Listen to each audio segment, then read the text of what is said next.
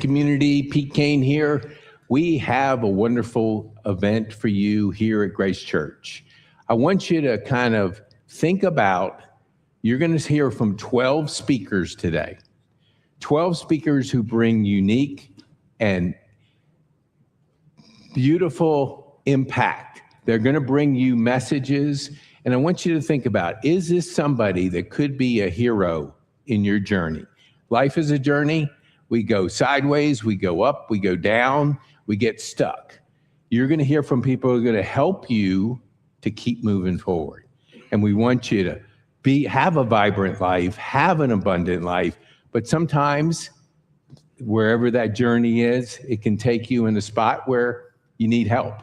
So don't hesitate to reach out to find that person that can help you keep moving forward. The first one I'm just going to give you a couple minutes on. I want you to think about the world changed, and it changed very rapidly, and it's going to continue to change. AI, all the innovation, everything that's going on requires us to be able to keep our minds open to what's possible and not shut down, because the minute we close our mind, we fix it and we don't grow. But if we think of the possibilities that I could take my local impact and now I can become global, because global is where the demand is. That's where the opportunity lies, because most people have 140 people that know, like, and trust you. If you can look at that as a sandbox, and then you get over to a bigger sandbox, which is the global sandbox, that's where the demand goes from 140 people that know, like, and trust you to 5,000 to over 1 billion people. Now, let me put it in perspective. It's your online presence that I'm talking about, because a person hears Deborah speak today and they go, dang, I want more.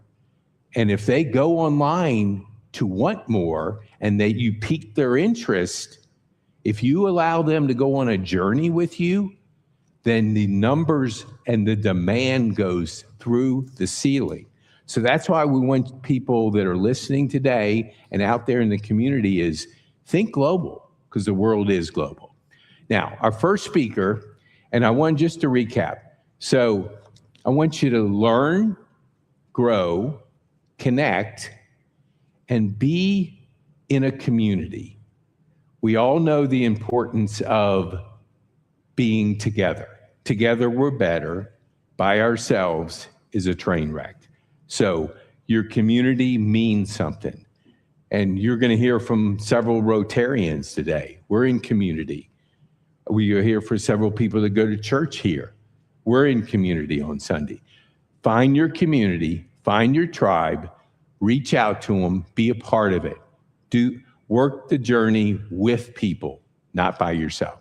Our first speaker is an absolutely amazing person. I met her a couple years ago at the local Rotary at North Cobb, and I knew there was something special about her. And after a couple years of asking her to be a guest on my podcast, I finally succeeded. So some people call me a stalker. I say I'm persistent. I don't know which one. But I finally got her on my podcast, and I was able to discover what made her so special. Why was she making an impact in the community? Why was she doing so much for others? And I found out she was doing one simple thing. She invested in herself. And that's a common thing that a lot of times we don't realize, that investing in ourselves is the best investment you can ever make. Deborah Morton is a special person. Deborah, please come to the stage and join us and share investing in yourself.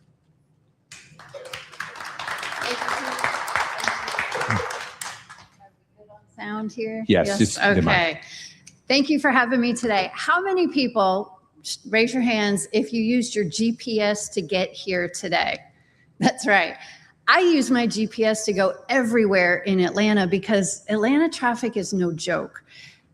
navigating without a GPS doesn't make sense because you get derailed, you're off course. You get stuck in a wreck you didn't know was there, and it slows you down. So there are avoidable wrecks and pit stops along the way when you use your GPS to get where you're going. So I'm Deborah Morton. I am the founder and the owner of the Agency Atlanta. It's a real estate brokerage here in Atlanta. I'm also the host of Inside Georgia Real Estate on 95.5 FM, WSB Talk Radio.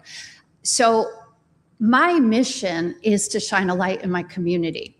My purpose is intentional and clear. I want to impact people for good. And that is the basis of everything I do in life. So the purpose of my life to create impact for people, I have found a way that works for me that is a clear path to success. And that's what I want to share with you today. I want to help you get clarity on your purpose, the direction, the destination you want to get to. There is a course you can follow. We're going to call it our GPS for life to hit success. And we're going to recalculate along the way for faster results, for exponential results. So you don't have to waste time making mistakes. And then the third piece is to get moving, because the thing that keeps people from rapid success is failure to launch. They just don't get started. So first thing we're going to do is set your destination. If you don't have clarity on where you're going, you're just going to wander around and be like hanging out on 285, going in circles all day long. So you have to set your GPS. Your course needs to be clear on where you're going. Stephen Covey said, begin with the end in mind. I'm going to suggest that you have to be very specific about where you're going. Have clarity about specifically, not just I want to be successful, but on Tuesday at 9 a.m., this is what it looks like. These are the people I'm with. Where am I sitting? What does my bank account look like? What does my calendar look like? So the picture of success for you is going to be different than it is for somebody else, but you have to have clarity over that.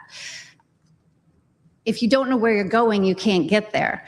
But then along the way, there's going to be opportunities, missteps, the market changes, COVID happens. You're going to have to recalculate your course along the way. And when you misstep, a lot of people get stuck because they think that recalculation or resetting their path is a mistake, and they get derailed and they get discouraged. And I'm going to say that those recalculations are the biggest opportunity. Mistakes can become your exponential growth. That's your opportunity, but only if you use them for good with intention. Your coaches and your mentors, the people you surround you with, as Pete said, your church, your family, your community, who you surround yourself with, they can put the guardrails in place for you because you can't see ahead. When there's a wreck around the corner and your GPS routes you around it, you can get to your destination faster. And that's what the people in your life who you invest in, they invest in you. It's mutual. It can look like a mastermind group. I have coaches, not just one. I have had multiple coaches throughout my years. That's what Pete and I talk about frequently, because once you have a destination in mind and you have a trusted, experienced mentor helping you follow the path to get there, they can see and give you the vision that your GPS navigation system, that's what they're acting as. So that's why it doesn't matter if it's a business coach. I have a real estate coach, business coach that helps me when I started in real estate. And then I changed coaches because then I became a team leader. Then I changed coaches. I became a broker owner. There are different stops along the way where you have to expand the mentors in your life. I had a trainer at the gym because, you get older. I got to tighten this up. Well, I don't want to waste time figuring it out on my own. So I hired a good coach for that. And I have a business, like a CEO life coach, that helps me with my leadership development. it's important to know where you're going. I know that leading people matters. So I want to bring the very best of myself to everything I do. And that's what my coaches do. But the third point that is most important and that I see people struggle with the most is getting started, or they get started and they are moving so slowly because of fear, because of judgment against themselves, their opinions on things. Moving matters. That's how you get exponential results. When you know where you're headed, you recalculate fast along the way using trusted advisors to get you there. And then you don't fail to take action, you move. That's what leaders do, and that's how you get results. And I'm excited that you get to listen to the 12 people, the 11 people behind me here, because they are all going to bring something valuable to your journey.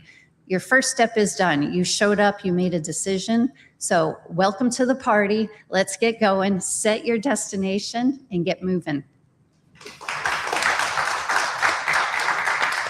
Awesome. Thanks, Deborah. That's awesome. Well, I know I was picking up nuggets of wisdom during her talk. That's a good example of being around people and keeping your mind open to learn. It is a journey. It is a journey of up and down and sideways. Now, our next speaker is a lady that I met at McKenna Farms a couple years ago. And it was a special day. I need a comedian. Is there a comedian?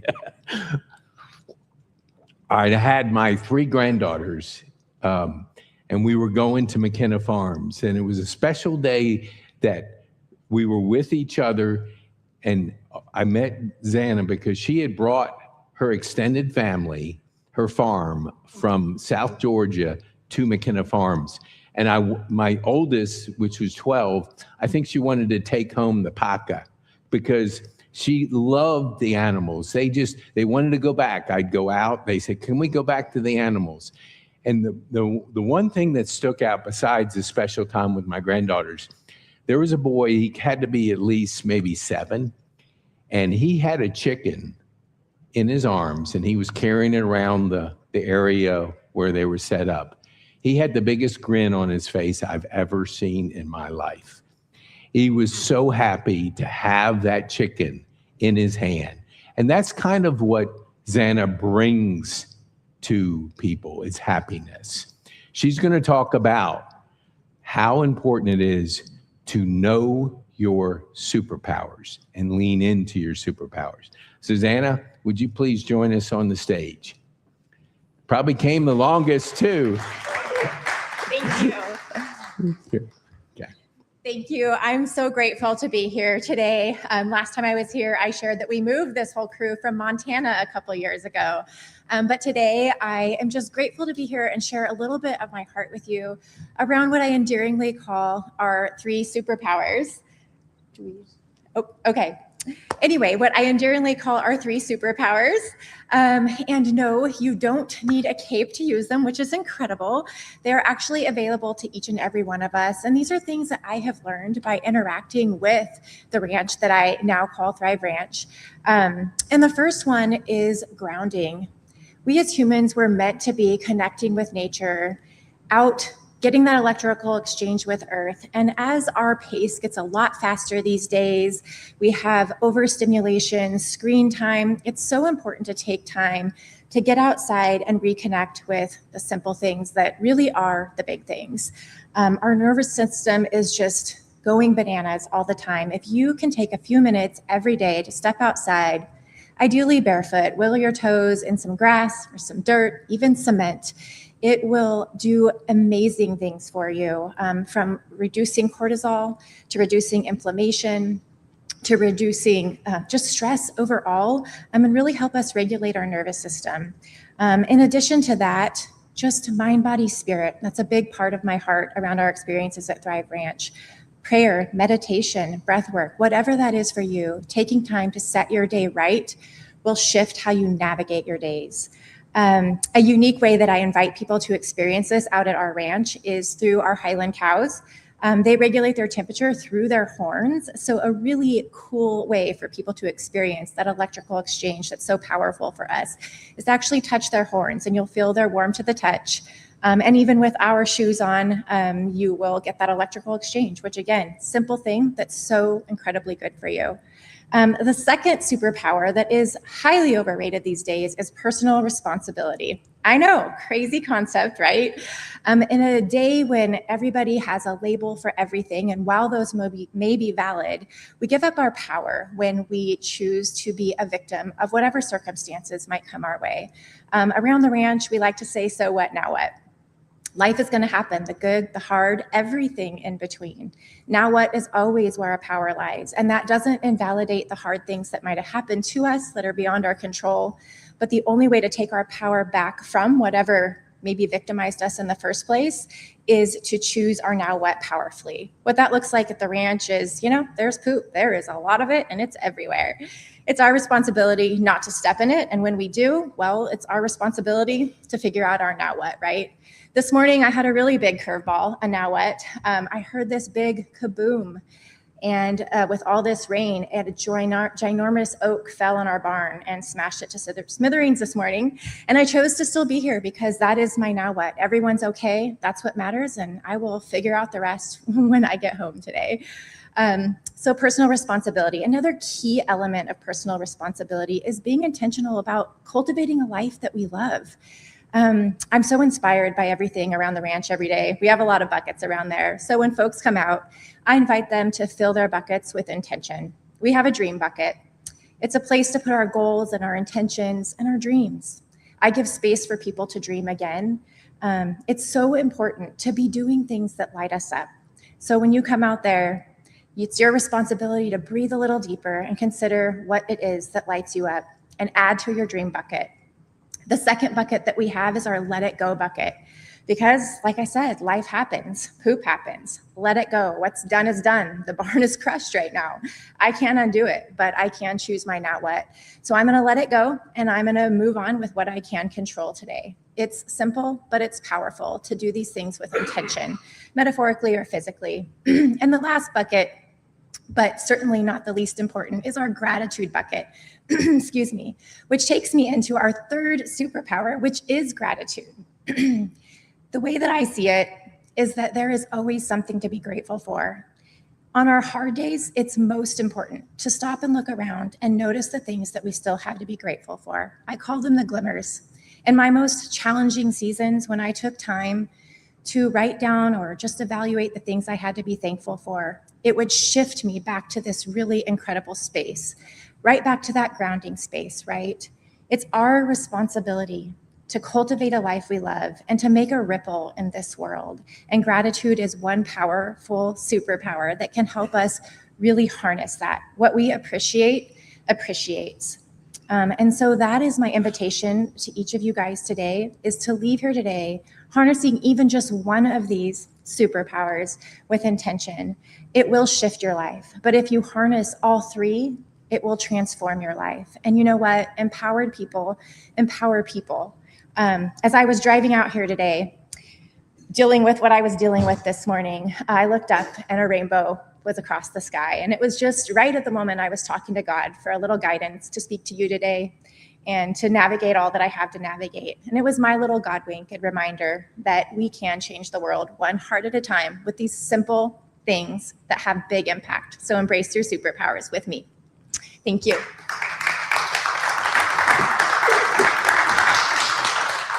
Thank you, Xana.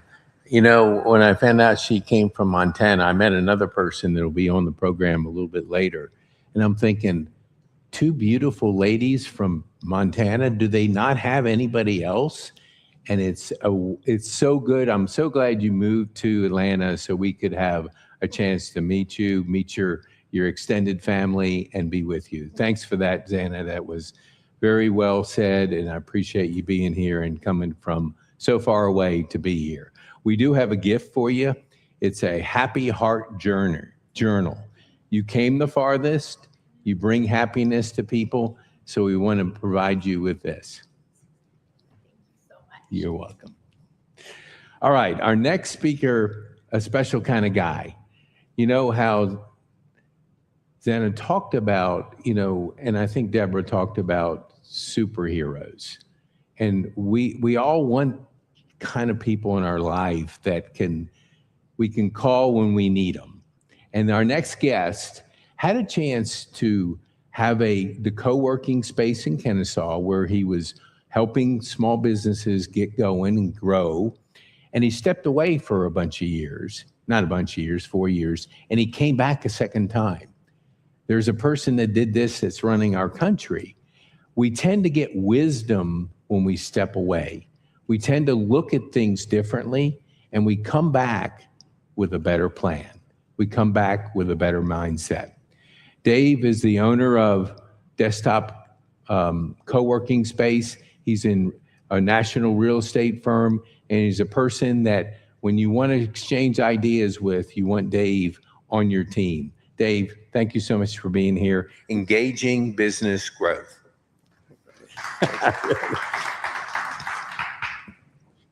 I didn't know this thing was about heroes. And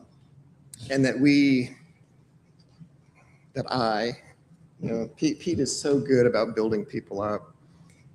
For me, there's one hero, and it's Jesus Christ. We started Desktop in the idea in 2016, started construction at the beginning of 2017, opened at April 1st of 2017, and grew it for 4 years. We probably all of us here are entrepreneurs in some way, correct?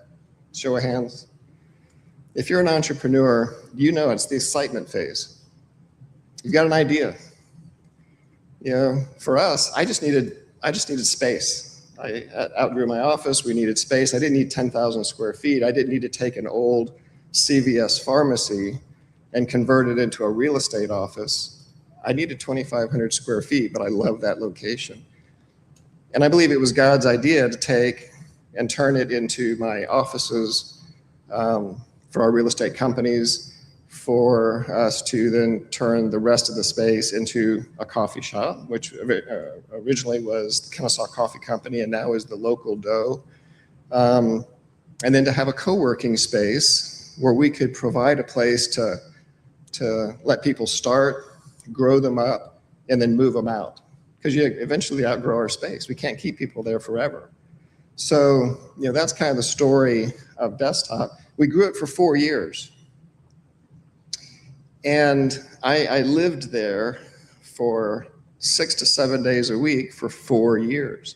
And if you know my personality at all, I'm entrepreneurial. My family, my wife and my 2 kids who helped us, we all worked it together. When we had a company meeting, if I ever did this, they'd say, tackle him, stop him, he's having another idea. And so I was stifled.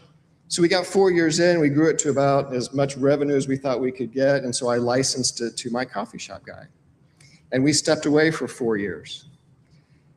When I got to the end of that 4 years, I got to a point where, I got to the stage of the management phase. You have the excitement phase, you grow it, and then you get to the management phase where you're having to, what I call, wrestle bears and stomp snakes. You're just kind of putting out brush fires. And the excitement tends to wane. So we stepped away. It was going to be permanent, actually, but God had a different plan. We licensed it to my coffee shop guy, kind of became partners. He had a midlife crisis about halfway through that. And so 4 years into our 7-year agreement, I had to take it back. I shouldn't say had to take it back. I got to take it back. And for the last year, so in for 4 years, out for 4 years, and then we took it back. And when I came back in, when Jackie and I came back in, my kids had already moved on. There was nothing for them to do. We, had partnered with John. So when we came back in, God gave us a new vision for this thing. I thought of, and I think all of us maybe think of our businesses as a wheel, something to help us get from point A to point B. There's a destination We want to grow a business. We want to impact people. We want to hire people. We want to create a product. For us, it was creating a service, but we see it as a thing. God gave me a vision when we came back in that this wasn't a wheel, it was a hub. It was the center of something that could be much, much bigger. So when you go from the excitement phase to the management phase, if you have a chance to step away, like we did, and that was a 4-year step away. Most people don't get that ability if you have a business. Then you're able, when you come back, to get to the re-engagement phase. There's a lot of excitement again. There's a lot more clarity. And let me tell you, there's a lot more profitability. So what I would encourage you as an entrepreneur to do is first, have a purpose in your business that's bigger than just profit. We want to know God and make him known and have Desktop be a place that impacts people with the gospel, impacts people with the fruit of the Spirit, love, joy, peace, patience, kindness, gentleness, faithfulness, goodness, and self-control. And we want to be able to then, and now what we're doing in this re-engagement phase is we are partnering with businesses. We're now partners in the coffee shop, not just a tenant. We're now partners in a social media marketing company. We're teaming up with them to grow it. And now we're going to create a kids play place inside of Desktop to help moms, and there'll be a place in there for moms who homeschool to bring their kids, to let them work inside. We're going to call it the study hall, and then also a place for parents with special needs kids, basically a tactile type room. So if you can, my exhortation to you is to, for a day, for a weekend, for a week, step away so that you can get some clarity on your business and look at it where you're not having to stop snakes. Thanks very much. Thank you, brother. Appreciate you. Yeah. Thank you, Dave. Thank you, Dave, so much. Collaboration is a great word. And take it in our regular day life is collaborate with people. Together, we're better. And so find people to collaborate with and go out there and make the world better through your collaboration. Appreciate that. Our next speaker, one of the beautiful things about a podcast is you meet some incredible people. You get to learn their story, you get to learn their journey, and you have a conversation for a half hour, maybe a little bit over that. And you get to find out what people are doing to make that impact. And then, if you're lucky enough, you can invite them to come speak, and they say yes. And Rebecca said yes. I found out she was in the Atlanta area when I always stalk other people's profiles on LinkedIn, and I look for people that I think are making an impact out there. And Rebecca she has a personal framework for personal growth, leaning into it, living it. And if we work on ourselves, our business will take care of itself. But we have to first lean into personal growth, our personal journey. So Rebecca, thank you so much for being here. Her topic is personal growth framework, the three ways to build the framework. Thank you, Rebecca. If you could please come forward.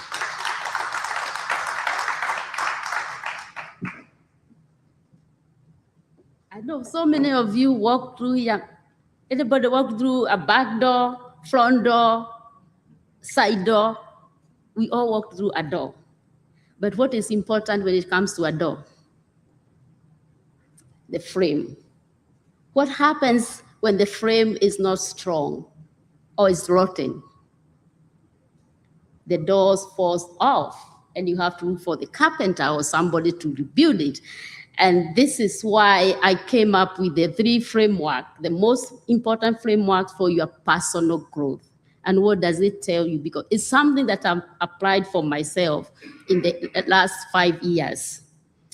Because Your personal growth is everything. And when I talk about the personal growth, I'm not just talking about the outside, because we tend to focus on the outside, how we wear, how we walk, the things we own, and all those things, they don't really belong to us.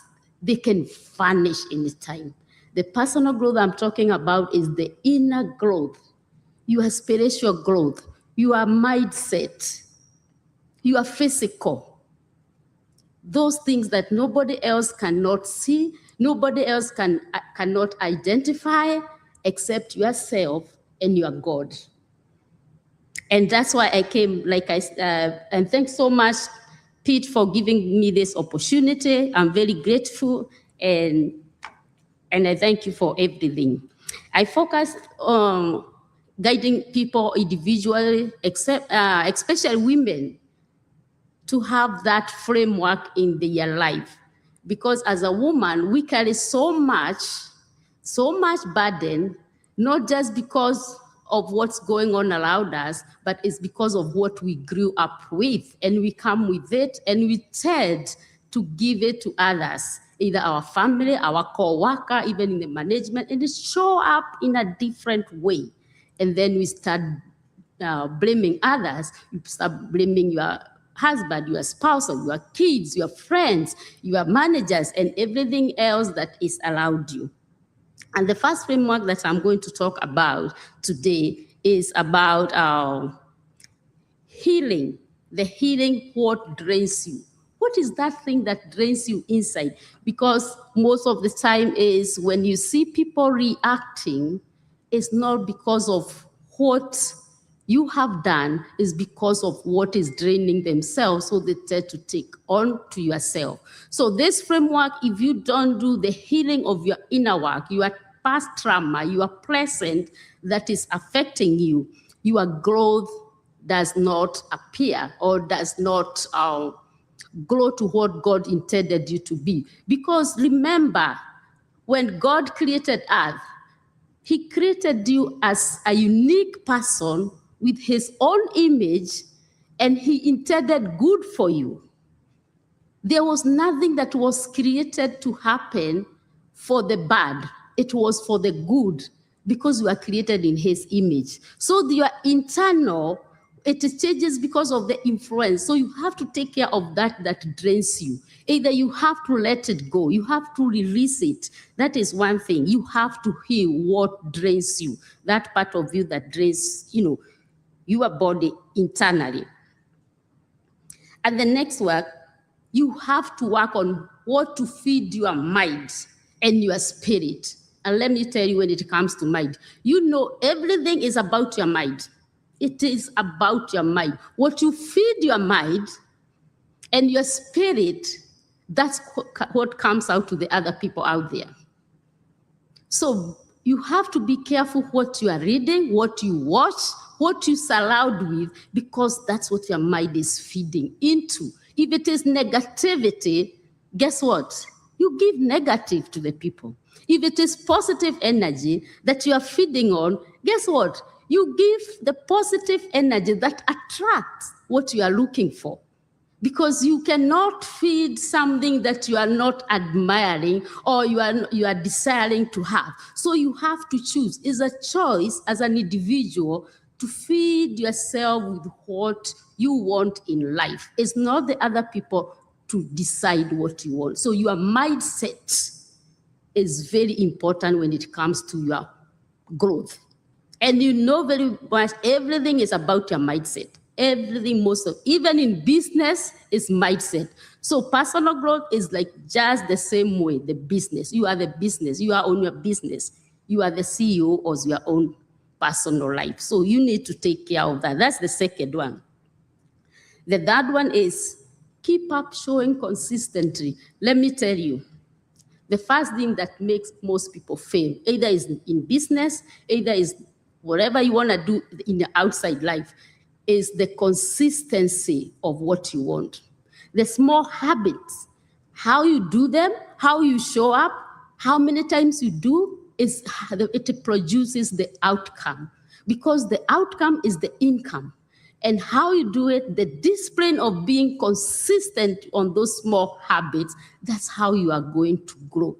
Because it's the work you put and the discipline of doing it. Because most people have realized, including myself, if you know you want to do this, if you want joy within yourself, you have to be joyful, always be, time for things that will make you feel joy in you. Because there is a difference between joy and happiness.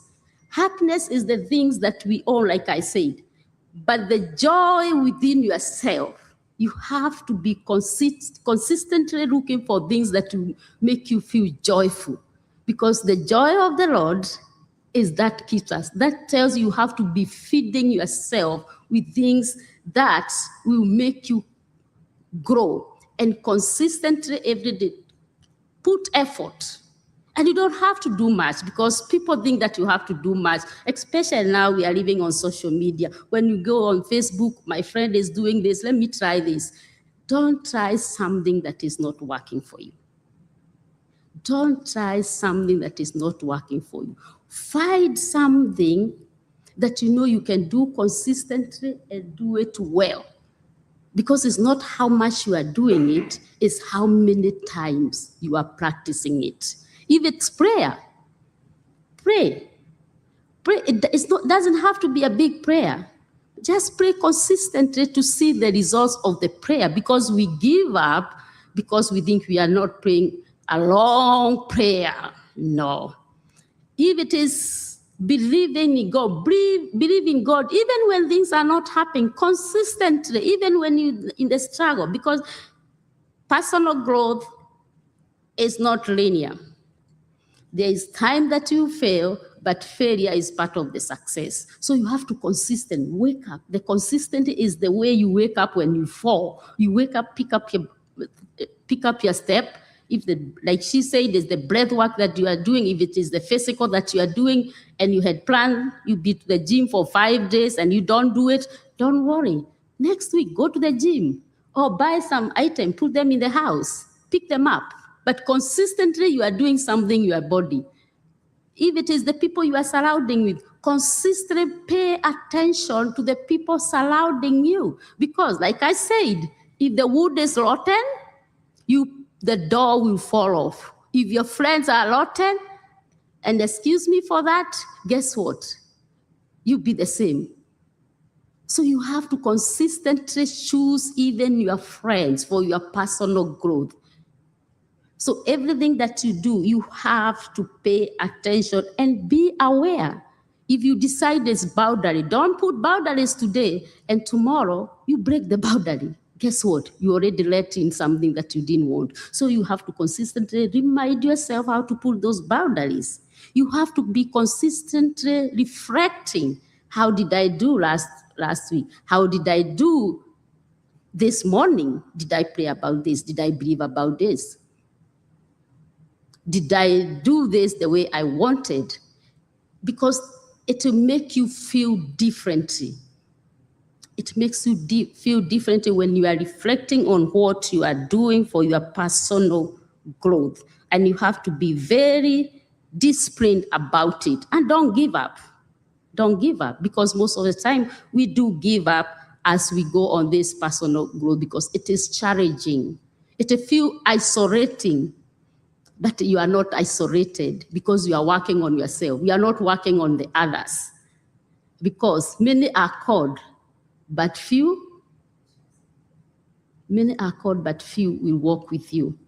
Always remember that. So you can in the personal growth, you always, most of the time, walk by yourself, because it is internal, it is personal, it is intimate. So you have to make those decisions knowing that you are not walking with everybody. So today, I leave you, heal what drains you, feed your mind and spirit with the most important thing, emotionally, spiritually, and mentally, and keep showing up consistently. And today, ask yourself, what are you waiting for to start your journey? Because that business needs a whole you. That business needs somebody. The mindset is straight.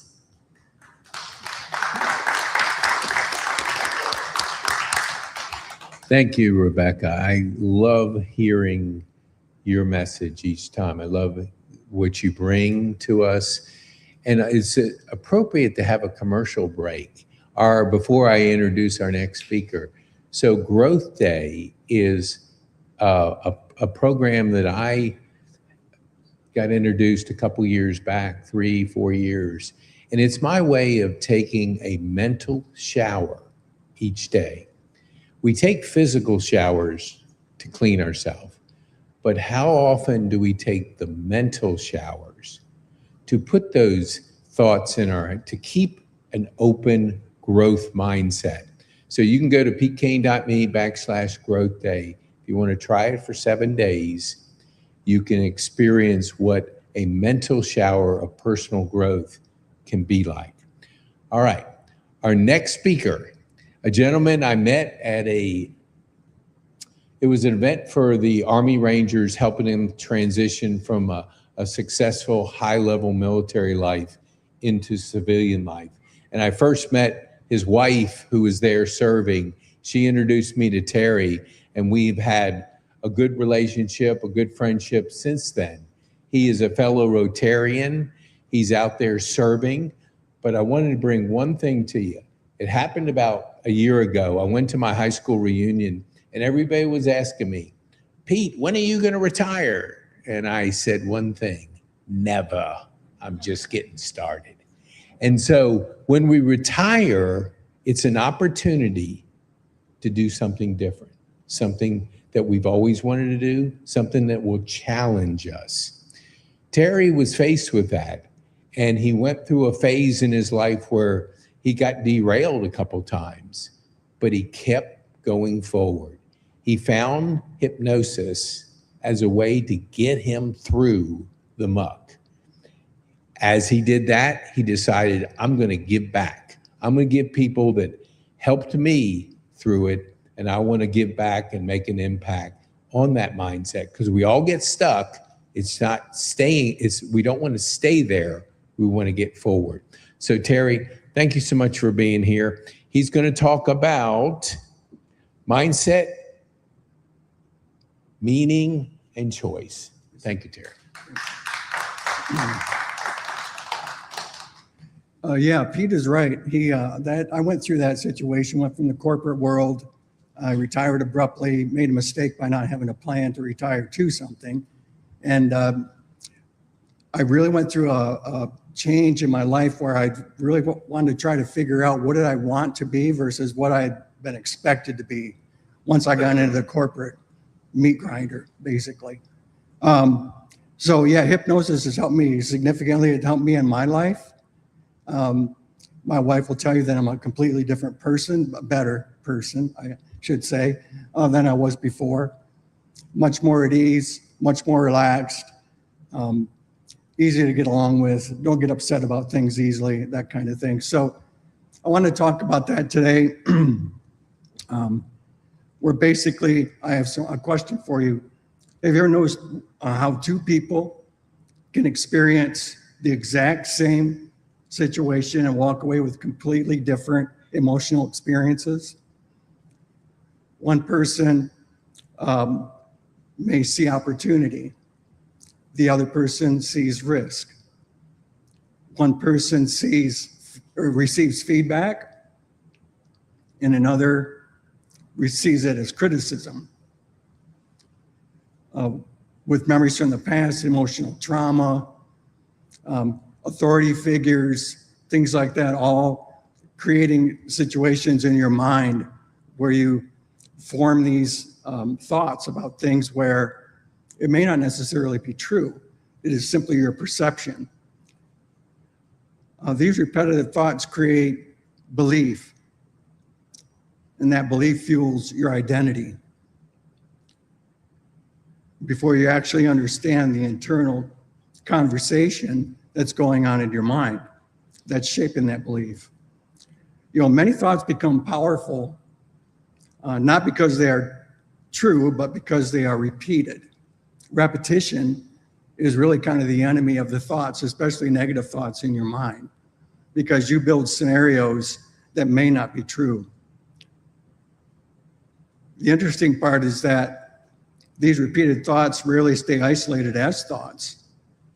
And over time, they begin shaping stories that we carry about ourselves and the world around us. What story about yourself have you repeated so long that it now feels permanent? For example, I'm not good at math. I could never run a marathon. I could never be a business owner because no one in my family has ever been a business owner. Those are all things that we tell ourselves that aren't necessarily true, because with effort, you could accomplish any one of those things. We replay conversations in our mind. We rehearse worst case scenarios over and over again.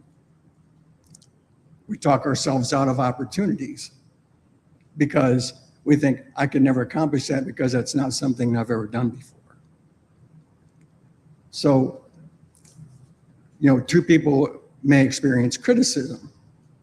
One walks away with, I must improve. The other walks away thinking, I have failed.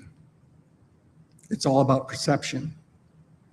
Many people operate from long-held assumptions and have never asked themselves if they still fit. Do those assumptions really still fit me? Is that really who I am? Or am I just carrying this baggage along with me? It's encouraging that these stories don't have to remain permanent. You can change. And many of these stories have formed gradually over time.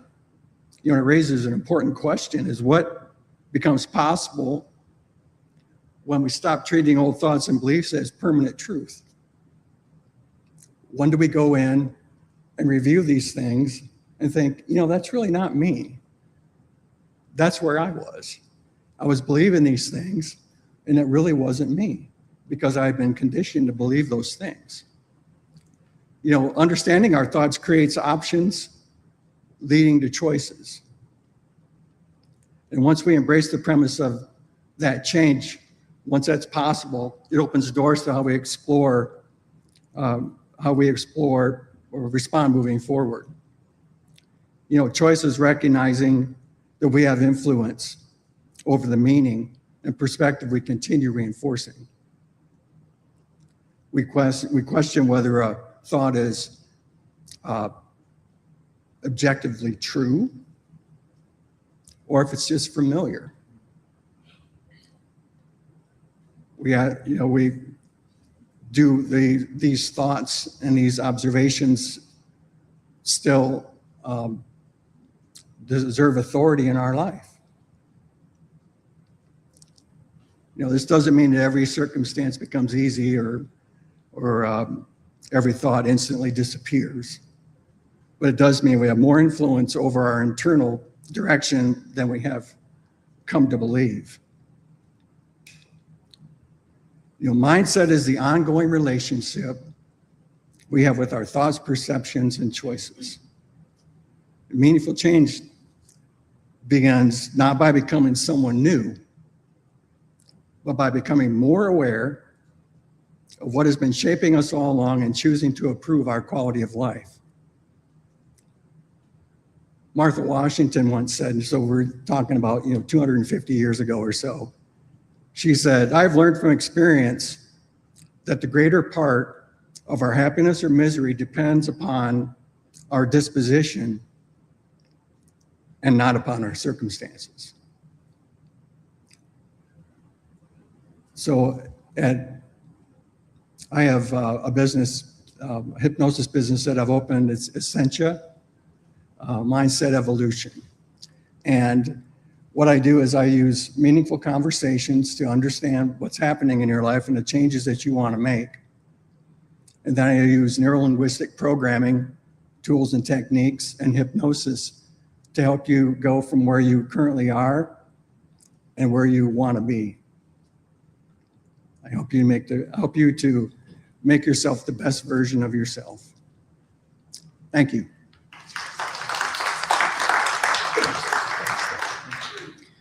Mindset. It's so critical that we have that mindset. We have between 12 and 60,000 thoughts that go through our head. And a lot of times we're replaying the past. We can't change the past. We can only influence the future. And when you have somebody that leans into the future, it's an abundant future. It's a bright future. But our mindset has a lot to do with how we're going to be able to capture that. Terry, thank you so much for taking us through the importance of mindset. Each one of these speakers, there'll be links in the show notes where if you want to continue the journey, want to find out more, you'll be able to do that. You'll be able to lean into your journey, wherever it is and wherever you want to go. Our next speaker, I had a chance to meet her. I was at an international school, and you know when you walk in a room, you know that there's certain people that people gravitate to. Either they're funny or they're influential, or they're both. And Melissa is both. She spoke a couple years ago at our event here. It was a comedy night. We wanted to get people laughing, and she was a major part of that. She brought half the people that came that night. We thought our headline comic would bring more, but his mom did come, so that was good. But Melissa is a special kind of person. She's leaning in to how important it is to have that vision, to have that purpose, and she does it with a sense of humor, which is always beautiful to see. Melissa, thank you so much for being here. The three invisible forces that create our reality.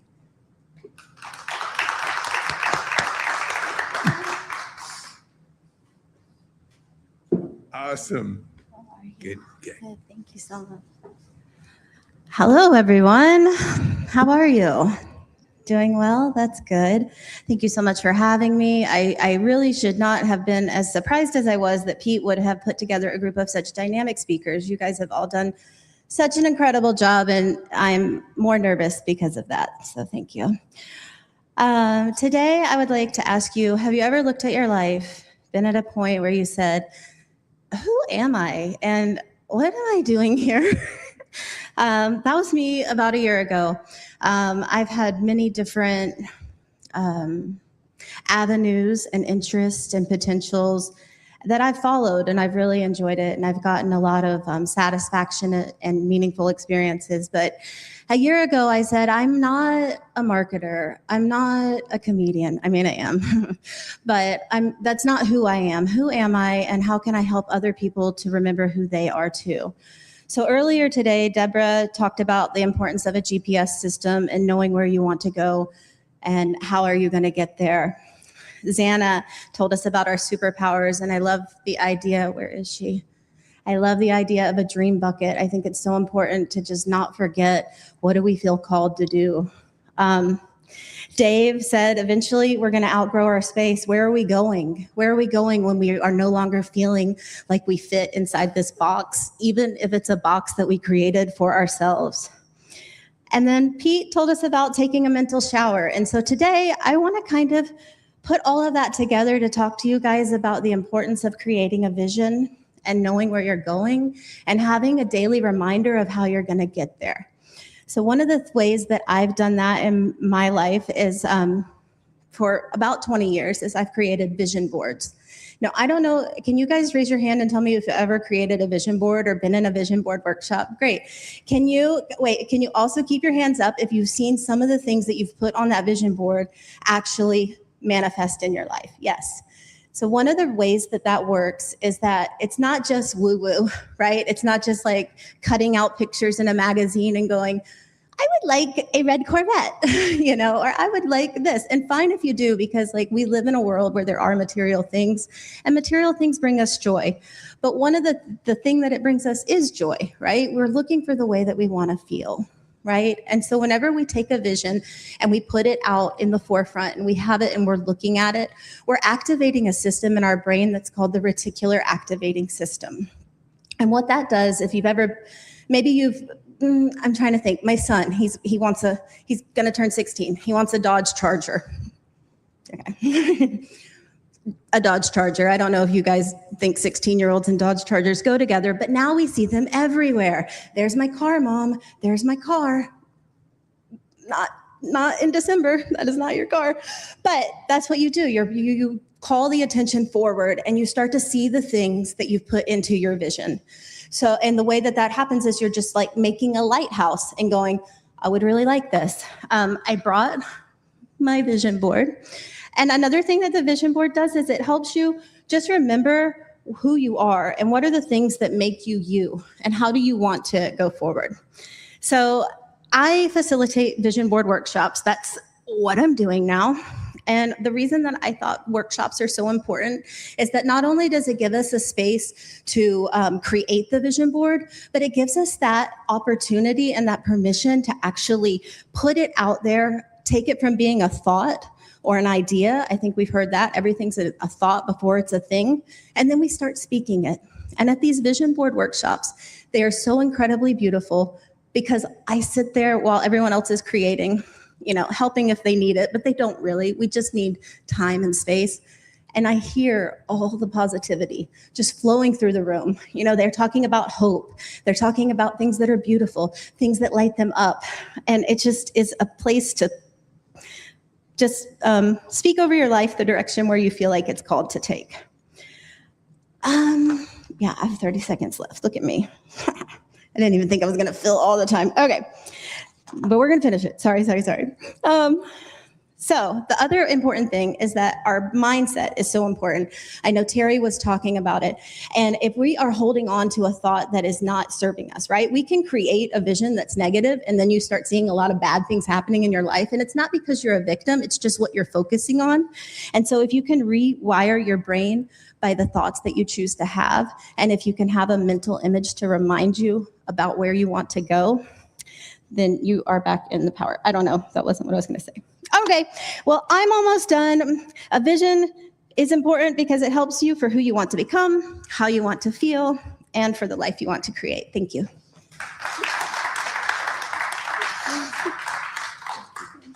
Thank you so much. It reminds me there is a verse in the Bible, a man without a vision perishes. So I think there's a lot of truth to what Melissa was sharing with us.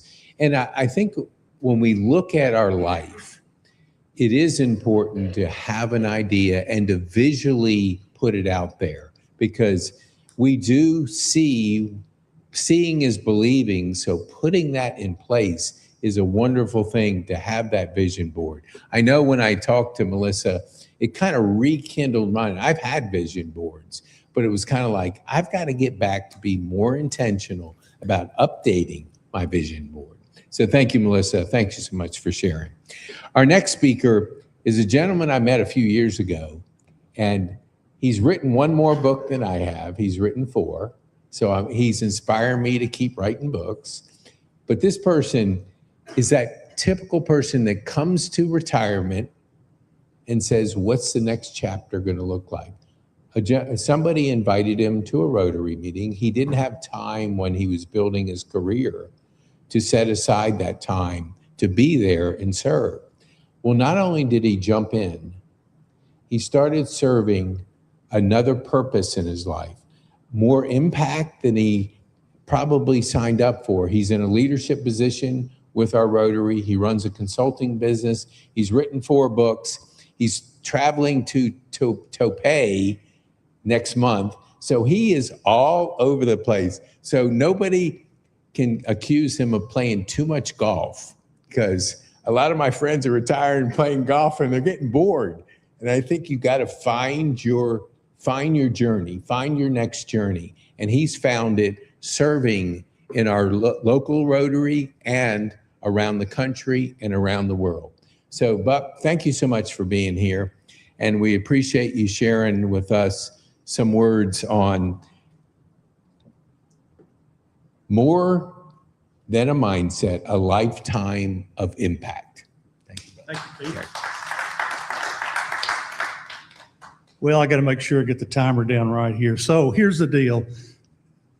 When you become involved in Rotary, you got to have a cause and you got to have a saying that you go through. So my saying is in my Rotary journey is everybody's got a story to tell. And this goes back to when I was at my 40th high school reunion. We're all standing around and we're talking about all the great stuff we did when we were in high school. And somebody said, oh, somebody should write a book. So I threw my hand up and I said, well, I'll write that book.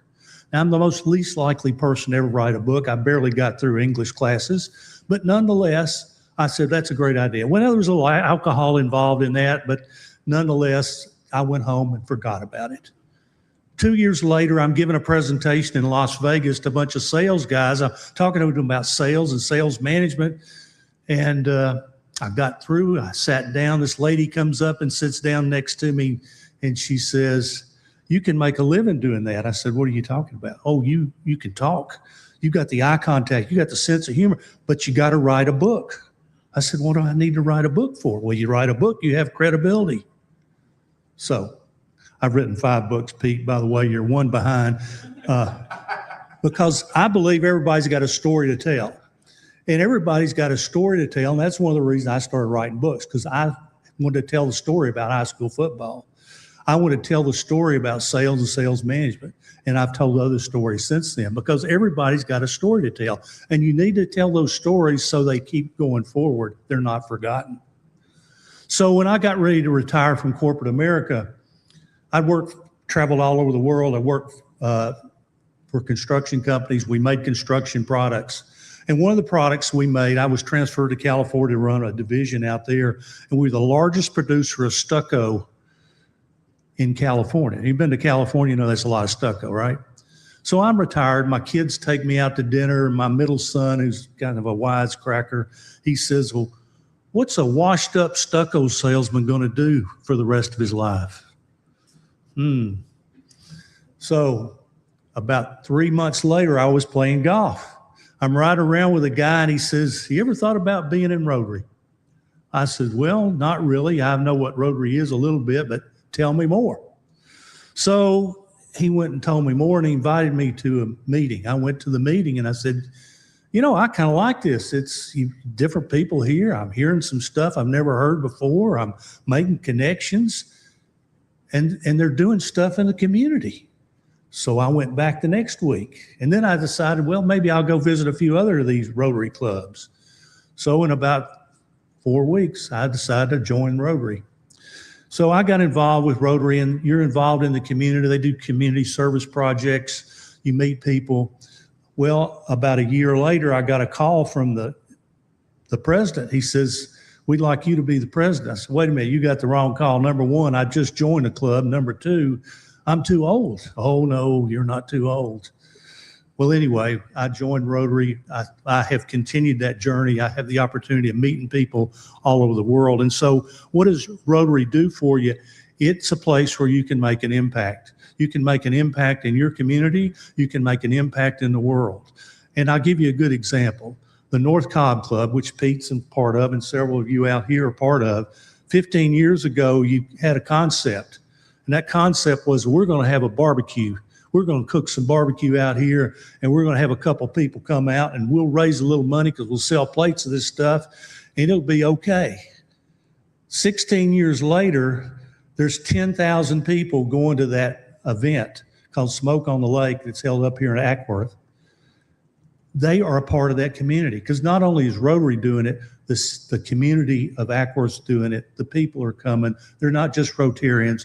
And what are they doing? They're raising money. And what are they doing with that money? They're taking that money and they're plowing it back in the community for places, people that need help. That's what they're doing. They've made an impact. They've created something they're part of. They're part of that community. And guess what else? They've created long-lasting friendships, just like I have. I've got many friends right here in this room that I would never know if I hadn't been involved in Rotary. And as Pete said, I am getting the opportunity to go to Taiwan in 2 weeks, and I'll meet with 40,000 other Rotarians there. So I will make new friendships. It's a place to get involved, to make an impact, and create everlasting friendships. I've enjoyed being here. Thanks for having me, Pete. And this is a great event, and thanks for being here. Dang, he inspired me. I better get writing because I thought I was only 1 behind him. Now I'm 2 behind him. So thank you, Buck. It is so important. I have two like happy places that I like to go besides hanging out with my family. It's here on Sunday at my local church, and it's Thursday with my local Rotarians. Both are absolutely wonderul communities. You forgot Bonham's Bakery. Yes, yes. There's one of my friends from Bonham's. We go there on a regular basis. It's the best French bakery in Kennesaw. So that is so important, to give back, to make an impact. It doesn't matter where you are in your journey. There's times when that can make so much sense. And a lot of times when we're really busy, we can't fit it in. But when we do, we're wondering, why did it take me so long? So Buck, thanks so much for the impact you're making in the leadership role that you have, and the ability to tell more people. I went to Richmond recently, and I went to 2 Rotaries.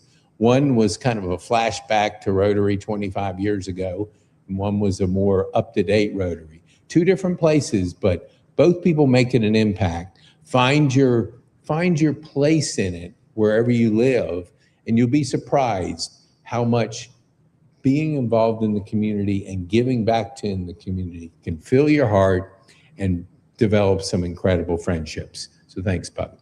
Okay, our next speaker, again, I told you I stalk LinkedIn all the time. I spend 5 minutes on there, and I look for interesting people that I think would be great guests for my podcast. I gave up social media after my stroke. I gave up TV. I gave up sugar. I gave up everything. I thought alcohol. I gave it all up because I wanted to repair my brain. But I do spend a few minutes on social media, because just a few minutes, because I believe today, I don't know, I think it was, I'm trying to think, maybe it was Terry or Rebecca, it was Melissa, talked about creating. We are born to create, but today, the average American is watching 4 hours of TV and scrolling 2.5 hours of TikTok videos. That's consuming media. You're consuming other people's lives. What we want you to do is create your life. And you have to be intentional about creating.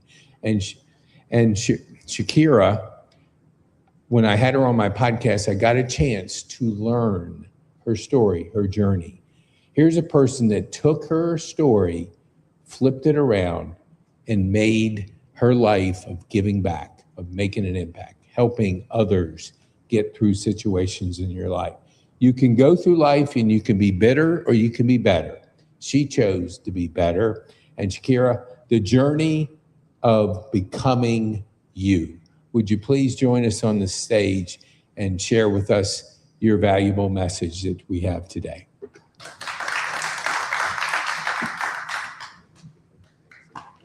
Appreciate you. Okay. Hello, everyone. Happy Saturday. Time flies. I don't even know what day it is sometimes.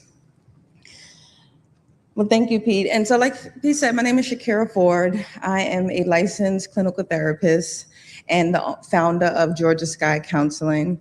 And a little bit about me is I'm just a girl from Harlem. And I lost my mother before the age of 13 and became a ward of the state. And because of that, that drove my purpose in life. And just like my personal self, my business has also evolved. So where it started off as primarily psychotherapy private practice, it's now a organizational leadership development firm. Because over the course of my career and my personal life, I realized that the journey towards purpose stems directly from pain, and sometimes early pain. And that pain in the beginning creates direction, right? Whether subconsciously or unconsciously. It becomes the thing that drives you. But at some point, it can also become tension and friction. And that's why conscious leadership is really important to me. Because if you choose to take on a role that leads people and impacts people, self-awareness is important. Knowing your drives, your limitations, and of course, your purpose. A good question that Melissa brought up, to ask yourself throughout that process is, who am I? And I know I've asked myself that over and over again. I know many of you have asked that, and I hope you continue to do so. Not because one day we'll finally settle on an answer, right? Because we're ever changing, but because the role of self-evolution simply asks us to continue to ask it. Because the exploration of that question alone leads to curiosity, it leads to insight, it leads to opportunity, like today. In my own process of asking that question, I realized that my life is changing in really foundational ways. I started to experience things like depression, unfulfillment, dissatisfaction, lack of motivation, all while living the life I worked so hard to create, right? It kind of didn't make sense. How could I be so unfulfilled or unsatisfied when I got all the things I worked for? Those were the first signs and symptoms that my identity was shifting, that my old identity was cracking. And instead of that being my breakdown, it became my breakthrough. So how do you move through it? We only have a short amount of time today, so I wanted to leave you with a few concrete things that you could use to start to shift if you feel like your old identity is starting to crack. The first thing you can do is write a one-page leadership autobiography. Psychologist Dan McAdams' research on narrative identity shows that when you write a story of how you became who you are, we create active meaning making in our brain. And that restructures how we see our patterns. So it's not journaling, right? But it's a structured one-pager asking yourself this: what experiences have shaped how you lead? And what did you decide about yourself because of it? That single question starts to surface beliefs driving your behaviors. The second thing is one of my favorite things that I do actually regularly, and that's to do an audit against your actual calendar. So you can take out your calendar, whether it's a physical calendar or a digital calendar. And I want you to remember that one driver of identity friction in high achievers, which all of us seem to be today, is the gap between our stated values and how we actually spend our time. So pull out your calendar and ask yourself, over the past 2 weeks, how you spent your time, does that match who you say you are, or does it not? And where it doesn't, that's your data. That's where evolution is asking you to do something different. The last thing you can do is name your pattern out loud to someone you trust. Neuroscientist Stephen Porges' Pagovalgal research shows that naming a pattern in the presence of someone you feel safe in a relationship with is one of the most effective ways to start shifting it.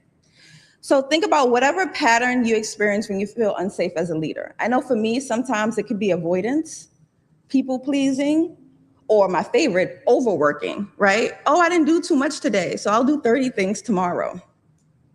Naming this out loud to someone you trust, to hold without judgment, can start to loosen that grip. I believe self-discovery is parallel to exploring the meaning of life itself. So my only encouragement today is to stay curious. Thank you.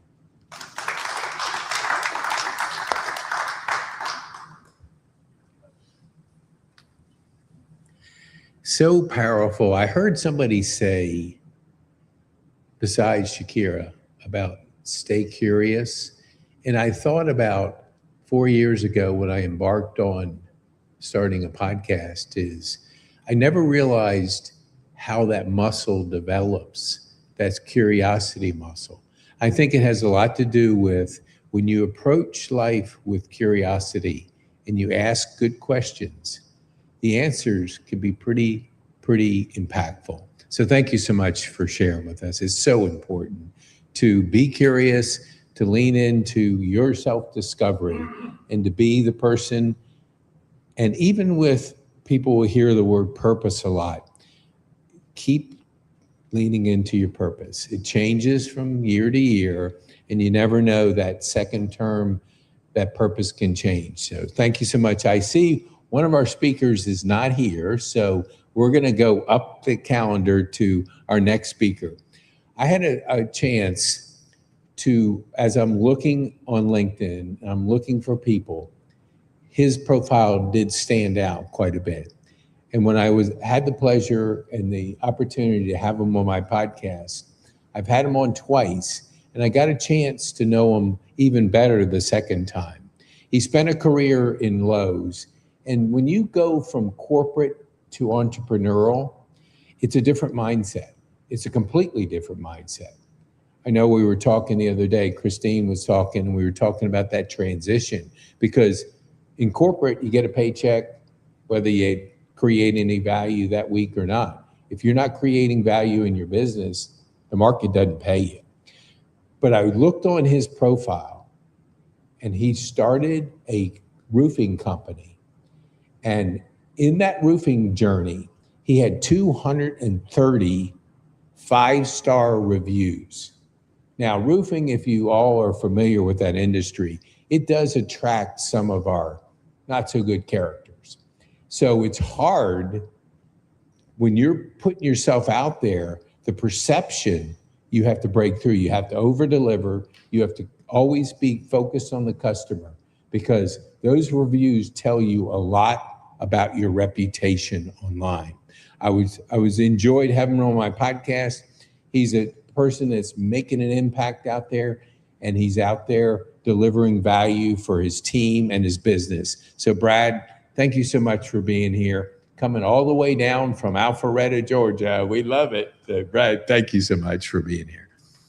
And Brad's going to talk about just that mindset of leadership in the service industry and how it is important to lead by example. Thanks, Brad.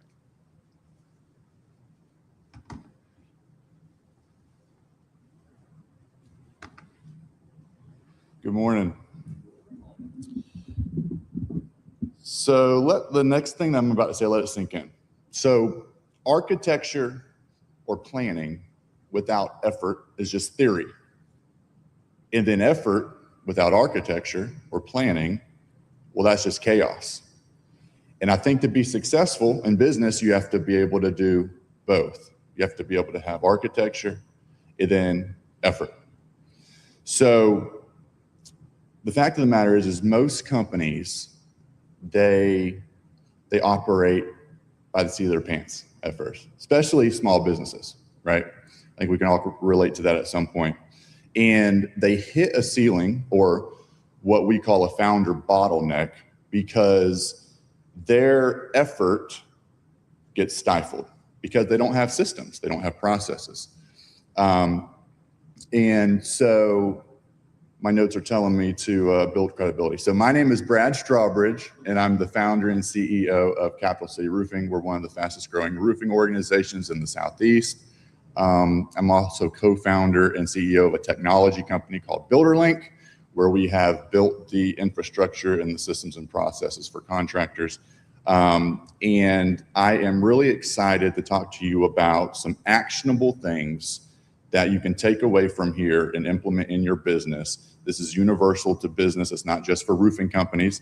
And so in the next 5 minutes, I'm gonna give you 5 systems that you can actually work on.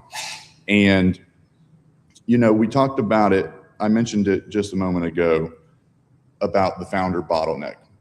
And what happens is, if you're the only person doing any meaningful work or making any meaningful decisions, that's where you're at, right? And so think about these things. Think about these things that I'm about to say, and then be honest with yourself and see if it applies to you.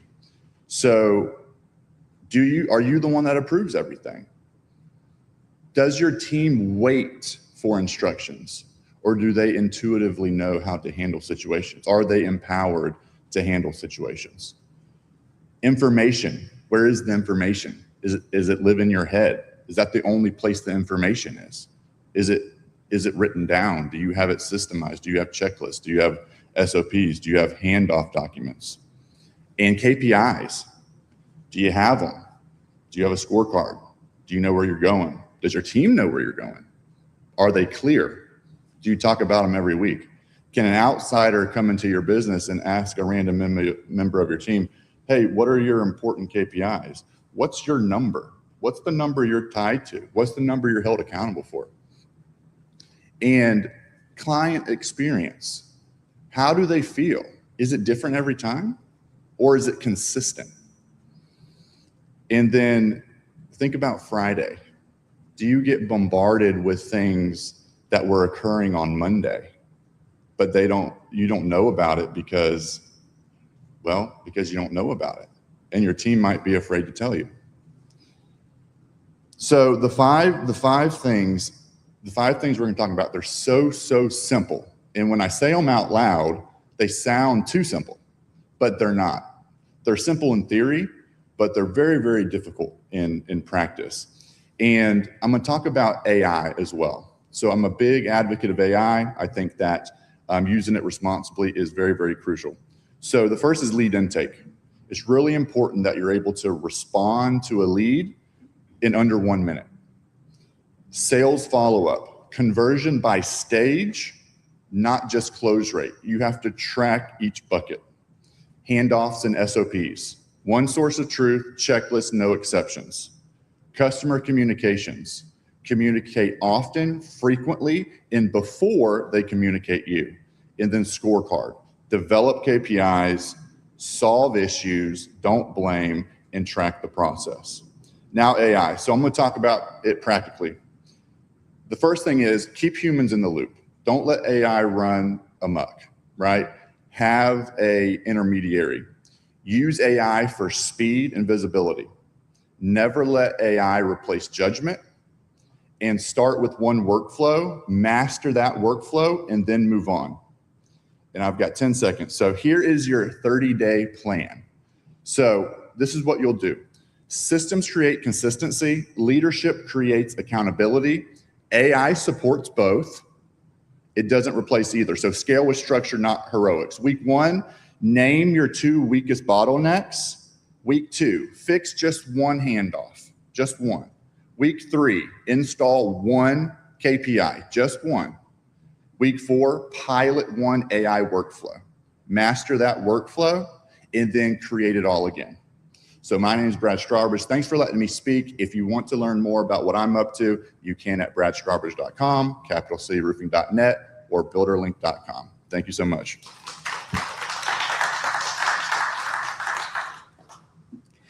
So wise. It's very after I listened to Brad, it's understandable how he's leading a company in such a short period of time to be the best. I know Builders Link, I think, is being introduced next week, if I'm not. So check them out, because technology really slows us down in business. If we're not embracing it and we're not putting the necessary steps, it can slow us down, and our competitors are going to lean into it. So if we don't recognize that AI is a tool, I like to say, my partner has an AI agency. I say HI trumps AI all the time. You got to have the human in there, and he's so true. Keep the human in the loop. Keep the human in the loop. So check out his information. You go on there and search Capital City Roofing. You'll see 230 5-star reviews in an industry that if you have a couple 5-star reviews, you're doing good. And he has 230. So thanks, Brad. We appreciate you being here. So our next speaker is a young lady that I met online or through LinkedIn, and I've been able to have several podcasts with her. And when we look at our brain, when we look at what's going on up here, I wish I would have met her about 10 years ago, before my stroke. I was addicted to drugs, and it was legal, but I was addicted. I didn't have the best habits to help this. Now I meditate, I eat properly, I exercise, I take care of this. I've been a part of her first Wednesday guided medication, and it really helps when you learn how to take care of this valuable asset, the brain. We can't see it, but it's there. And Christine came all the way. She moved from Montana too. So we love our ladies from Montana. That is so good. So Christine, please share with us. Christine's going to talk about invest in your mind and transform your life.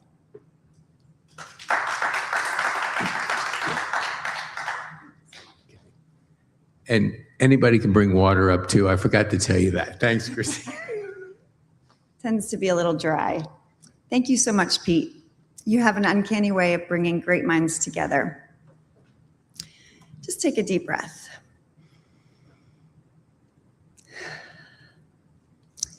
Imagine this. It's Tuesday morning and you're getting ready for work. You got a big day ahead of you and you head out to the kitchen. You're on a mission. You get there and you stop and you look around. What the heck am I doing here?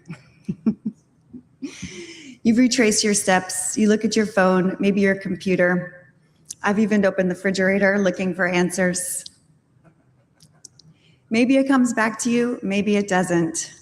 But quietly, somewhere in the back of your mind, you think to yourself, is this okay? But you're busy, you gotta go. So you shrug it off, head out on your day, and say you'll get back to that thought later. Has this happened to anyone? Am I alone? Happened this morning, I know. So this being common, yes, but this is not normal aging. But it is a brain that's functioning well, and that's a big distinction because it's signaling to you that something needs to change or it wants you to do something different. Those signals can be so important. It could be what you ate, it could be how you slept, it could be how you handle stress, but it also could be your blood pressure or your blood sugar. All these live here. The brain and the body are so connected. Your metabolic health, your metabolism, your cardiac and your gut health, they all work in synergy to take care of your brain. Your brain is your greatest asset. It is the CEO of your life. I heard somebody else say that. And it is the hardware of your soul. If you give it what it needs to take care of you, everything in life gets better. It has a trickle-down effect in every area. Your energy, your mood, your thoughts, your habits, and living your life to the fullest. That all starts at the top. Think about when you're firing on all cylinders. You walk into a room and you own it. You meet people, you remember their names. You handle stress without freaking out. You follow through on things you need to do without writing them down 5 times. That's a brain that's functioning well. That's the best version of yourself. And most of us don't even acknowledge when that's happening until something forces us to think differently. And then sometimes we're playing a little catch up, as Pete can tell you from experience. Hopefully it's just minor, but it does happen. So I've been a nurse for over 30 years, primarily in hospice, dementia, and rehab. I watched many brilliant minds fade piece by piece. It never got any easier, and it was always heartbreaking. I know what happens when you care for your brain and your body and when you don't. And that's why I turned my fear of aging into my mission, which is to help people get ahead of the curve 20 or 30 years before the symptoms even start. That's what science tells us. Alzheimer's is now a disease of midlife. Excuse me.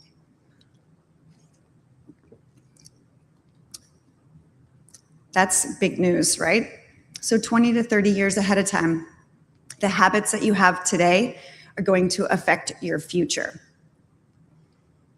It also says that up to 50% of cognitive decline can be prevented by our lifestyle choices when you are structured, consistent, and guided by a professional.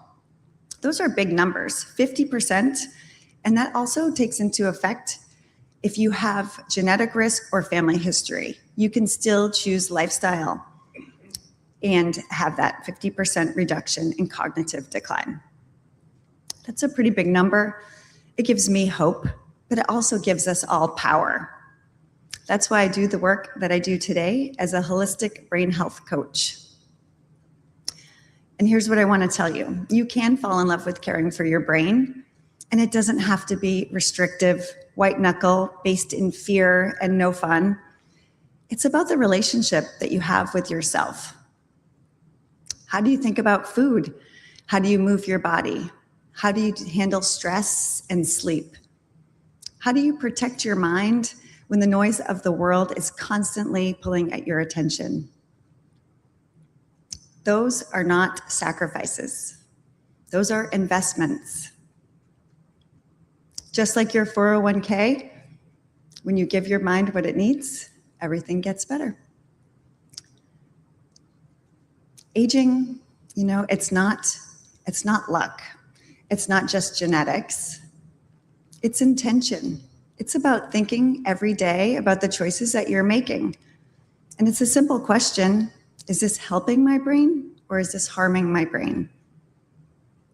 It doesn't have to be running a marathon, a diet of deprivation. Somebody else also mentioned small little habits done consistently really do move the needle. When you shift your perspective to somebody who cares about and prioritizes your brain health, that is where the magic happens. When you partner with somebody who understands the science, who's spent decades in healthcare seeing what works and what doesn't, and a coach to get you there, that's your sweet spot. So if you are tired of wondering and waiting and guessing about your future, I would love to talk to you. I'm Christine. My business is The Wellness Navigator. Thank you. Sorry, Pete. I forgot to look at the time. Appreciate that. Christine, thank you so much for making us aware that this up here can work for us. I'll ask people from time to time, like, how long do you want to live? And a common answer I hear is, long as I have my brain. And I think we don't want to lose that valuable part of us because we've seen how things like dementia and Alzheimer's affect people that are close to us. So there are things that can help us in our journey. If you would have told me I meditate 5 years ago before my stroke, I would have told you, oh, you're crazy. I do it every day and I do it a couple times during the day. If you would have told me I journal, I would have told you you're crazy and I didn't do it, but I do it now. So finding those habits that serve your brain can go a long way. I heard a gentleman this Thursday said, I want to live to be 100 because very few people die after 100. So if you have your brain, you probably ought to set your sights up to living as long as you possibly can and making the biggest impact you can in this world. Our next speaker, I didn't stalk him on LinkedIn, but I did stalk him on Sunday morning. I would always try to corner him and get him to commit. And I'd always ask him, and he'd say, yeah, soon. And finally, I succeeded.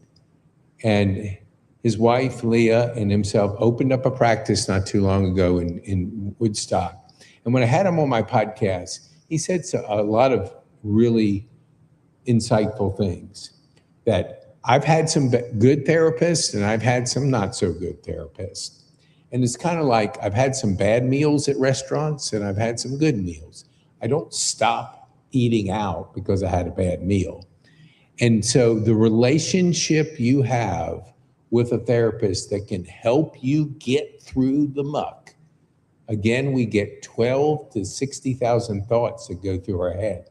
Sometimes we get stuck and we need help getting through the muck. And Jonathan, I've heard him speak. I've had conversations with him. He's a person that I would trust when I'm stuck. And he's going to talk about avoiding burnout. We want to be aware of how we're living our life and some simple things we can do to lead a more abundant, bright life. So thanks, Jonathan. Would you please share the podium up here? All righty. Thank you, brother. Thanks for your consistent investment in me, Pete, and pushing me to continue to come on the podcast. It was a great experience, and I'm glad to be here with you guys today. little bit busy the past couple of years. I've had two kids over the past 4 years, and we started a business, which was our third kid. So it's been a lovely journey. And so this topic was more honestly for me than it was hopefully for you guys, but I'm hopeful that you guys get something from this. And that is really, how do you continue to go? We've had a lot of really great speakers today talk about mindset, talk about finding yourself, Shakira, and knowing who you are, figuring out where you're going, what's your destination. And all of that is so important. And I don't know if you planned this or not, but I'm glad to kind of be maybe coming in the end and summarizing a little bit. What do we do when we're on the journey, when we've known who we are? How do we keep going? Because we may start off really strong. Someone talked about that earlier, starting off, I think it was with the desktop, and like starting really, really strong. But how do we keep going? How do we not burn out? How do we persist? And so my name's Jonathan. I'm a licensed counselor here in Georgia. I'm a counseling supervisor. And like Pete was saying, my wife and I just opened up a private practice in Woodstock called Logos Counseling Initiative, where we do a lot of meaning making. We try to figure out who we are and what our purpose here in life is. And in that pursuit of purpose, how do we continue to pursue that and not burn out? And I have 3 really simple things. And I think Brad talked about, hey, these might be simple concepts. I'm someone who says this in the counseling room often. Just because they're simple doesn't mean that they're easy. And we may know them up here, but living them out in practice are hard. And the first step in helping to avoid burnout is knowing what's important to you.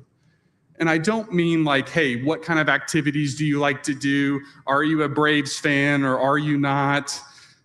The former is the right answer. But, in what kind of interests you enjoy. Those things are important, no doubt. But knowing what are your values, what's important to your value set. Who am I, my morals, my moral compass, and making sure I know what's important to me. And we spend so much time, and I'm so grateful Shakira talked about the calendar audit. We spend so much time throughout our weeks and our days spending time on things that are not important to us. I go to do a task in my garage, and I go out there and I'm gonna help build my daughter's swing set. And I notice, oh wait, no, this thing needs to get organized first. And I start getting distracted with something else rather than what was really important to me on the journey that I started out. And so we get distracted, we do things and we spend time on things that are not valuable or purposeful for us. And in pursuit of that, spending time on things that are not important to you begin to drain you because the purpose and the meaning that you have is not getting lived out. Which really leads into the second point, and that's once you know where your values are and what's important to you, you have to protect them. And Rebecca talked about boundaries earlier, and boundaries are the way in which we protect the things that are important to us. Boundaries are really formulated from what we value. I say this to a lot of my clients, that which you ascribe your time to shows what's truly important to you. I may say something is important to me, but if I'm not protecting it and spending time towards it, what am I communicating? And when we think about boundaries, that's a big buzzword in our culture today. It's really like a definitive, it's a line of markation. It's defined space. It's protecting that space. Our fence at your house is a boundary for your property. And without that, things can come onto your property, things can leave your property, people can be very quick to cause harm, or things get lost along the way if we don't mark it and protect it. Which really then leads to the last point I have for us today, and that is you have to know your value set, you have to protect those values, and if self-care is not a value, it needs to be. We talked about just caring for our brain and our mind, but self-care, and I'd just like to challenge a little bit in you guys today to consider self-care differently. Self-care is not just, I'm gonna go get a massage, I brushed my teeth, I took a shower today, I put deodorant on. Those are parts of self-care, but that is caring for one part of myself, which is the physical part. We have other complex parts that makes us a human, such as our psychological care. our emotional care, our professional care. How am I caring for myself professionally? Being here and listening to this is investing in yourself professionally. Personal self-care. What am I doing in my personal free time and caring for myself that way? And so what my definition for self-care is, and I would just like to impart it on you as I come to a close, is it's the fuel for life. It's how we continue to get through this journey. And so if you're feeling spent, if you're feeling stretched and not cared for, that over time will deplete you. And as much as I want my truck to go when the gas tank is empty, it's not going to go. You have to make sure to be pouring back into yourself. And so if that's where you're at, we at our practice, we have a few clinicians that are love to journey in that with people and would hope to continue that journey with you guys today. Thanks for having me.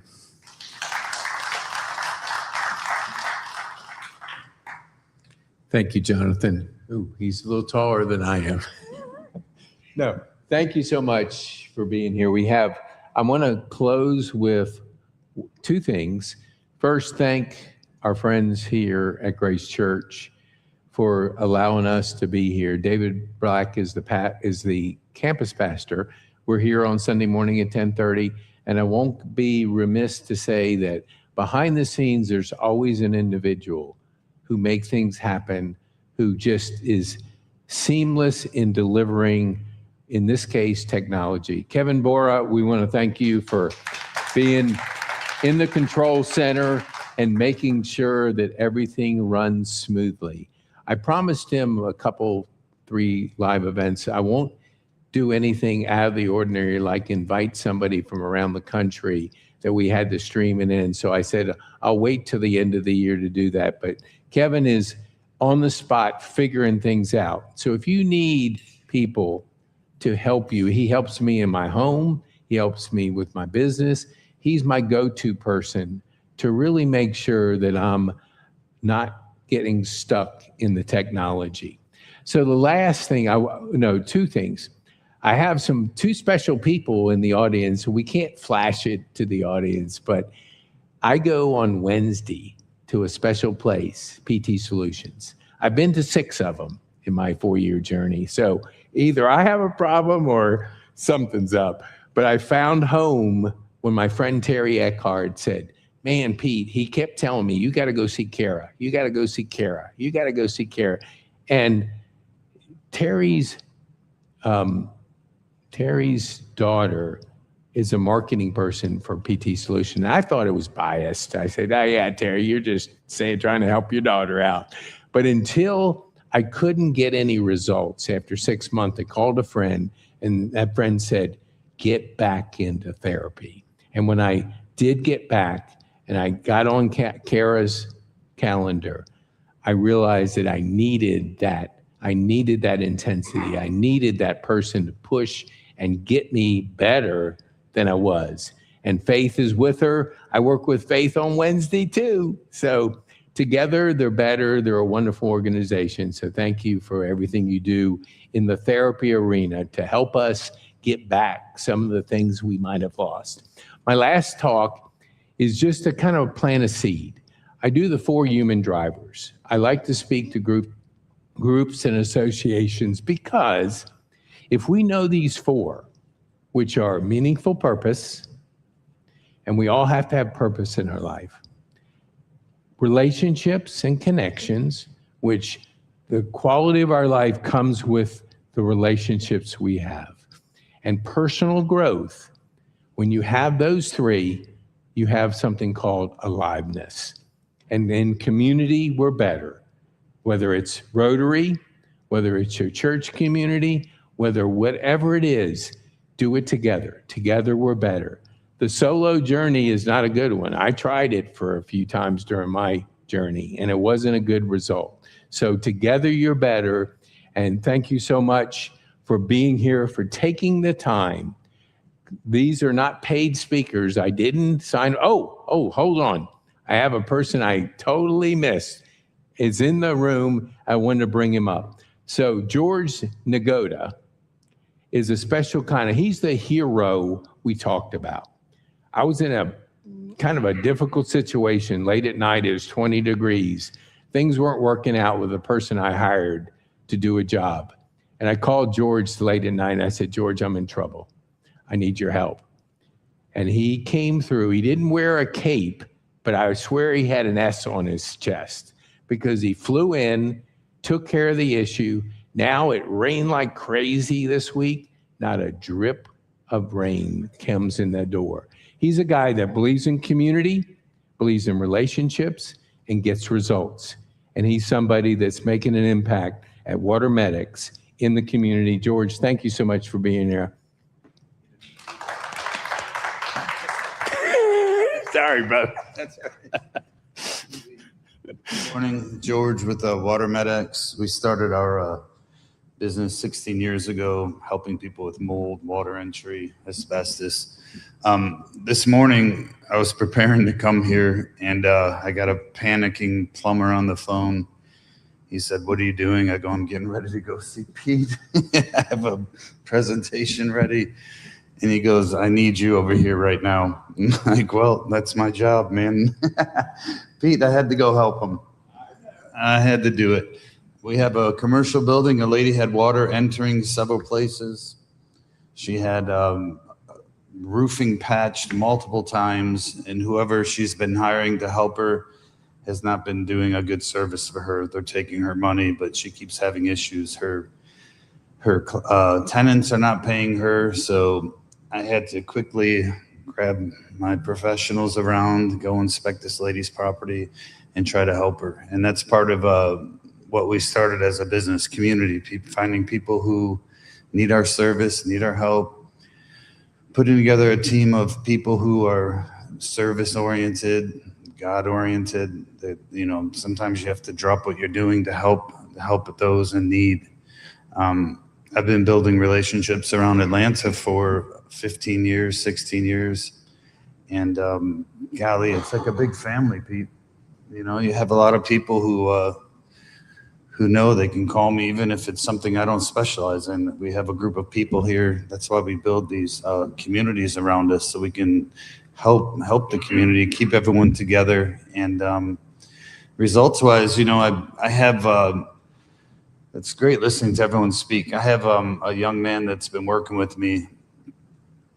He said, "You know, why? You know, I'm so young. Why do I have to do this? Get up, go to work." He would come in late, miss work a lot. And the older guys are like, "You know, hey, you know, let's just get somebody else to help him." I said, "No, you know what? Part of our business model is helping people, teaching, and go and grooming people." And so, you know, over the last 5 years now, he's the first one to call, first one to go to work, first one to help people. He's, you know, taking it really serious. But that's part of our business model in this community is, you know, teaching the community, educating, getting the right team, and putting it together. So thanks, Pete. I appreciate you.